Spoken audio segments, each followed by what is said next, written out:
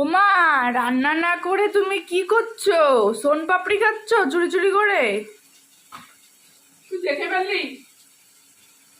রান্না না করে তুমি এই করছো? জানিস তো আমি সোনপাপড়ি ভালো খাই। তা বলে এখন রান্না করার সময় খেতে হবে? চলে আসলি তুই দেখতে দেখতে না? ভালোই তো পারিস। রান্না তো করছি এখানে। কি রান্না করছো?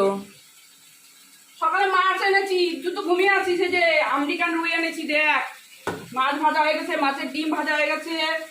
এইটা ভেন্ডি দিয়ে মাছের মাথা দিয়ে তরকারি করেছি, ভেন্ডি আলু দিয়ে। আর এখানে দেখ মাছের ঝোল হচ্ছে। এই মাছ দিয়ে মাছের ঝোল হবে। আর এইখানে ভাত হয়ে গেছে।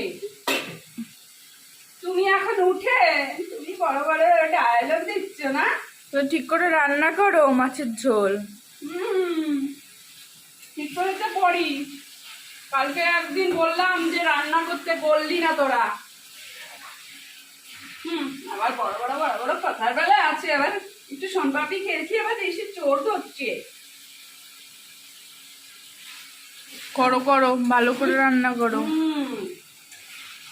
তুই রেডি হস না এখনো? হ্যাঁ, হব। হব মানে তাড়াতাড়ি হ, তাড়াতাড়ি হ।